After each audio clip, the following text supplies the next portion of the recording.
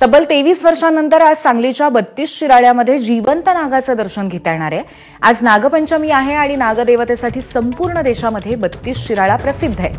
गेल्या 23 वर्षांपासून या ठिकाणी जिवंत नागाची पूजा किंवा खेळ करण्यास कोर्टाने बंदी घातली होती। मात्र यावेळी केंद्रातील विविध विभागांनी परवानगी दिल्यानंतर 21 जणांना जिवंत नागाचं दर्शन देण्याची परवानगी दिली आहे। 32 शिराळ्याच्या अंबाबाई मंदिरात आढावा घेतला आमचे प्रतिनिधी विजय केसरकर यांनी।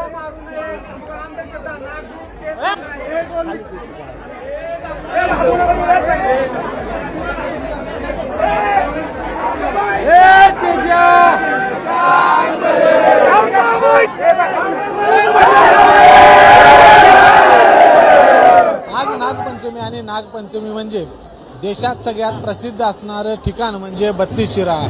32 शिराळ्याच्या याच मंदिरामध्ये हजारो भाविक आहेत ते आजच्या दिवशी येतात आणि दर्शन आहे ते घेतलं जातं। गेल्या अनेक वर्षांपासूनची ही परंपरा आहे, प्राचीन परंपरा आहे। 32 शिराळ्याला या ठिकाणी येऊन नागदेवतेचं पूजन आहे ते केलं जातं। गेल्या काही वर्षांपासून म्हणजे जवळपास 23 वर्षांपासून या ठिकाणी जिवंत नागाचं पूजन आहे ते बंद करण्यात आलेलं आहे। कोर्टाने या संदर्भातली मनाई केली, मात्र यावेळी 21 जणांना आहे ते नागांचं प्रदर्शन करता येणार आहे, नागासंदर्भातली माहिती देता येणार आहे, नागदेवतेसंदर्भातली माहिती आहे ती नागरिकांना देता येणार आहे।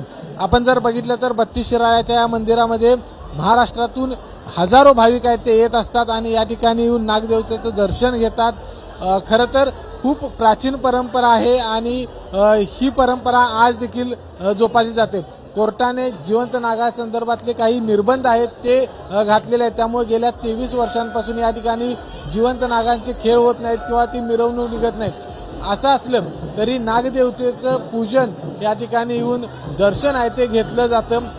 यावेळी मात्र 21 जणांना नागदेवताचं प्रदर्शन त्यांना करता येणार आहे, नागदेवतेसंदर्भातली माहिती आहे ती नागरिकांना देता येणार आहे, नागांना कसं हाताळायचं या संदर्भातली माहिती आहे ती नागरिकांना देता येणार आहे। त्यामुळे कुठेतरी जवळपास 23 वर्षानंतर आता यावेळी 21 नागांचं पूजन आहे ते या ठिकाणी होऊ शकते। कॅमेरामन निलेश शेवाळ्यासह विजय केसरकर, 32 शिराळा, सांगली।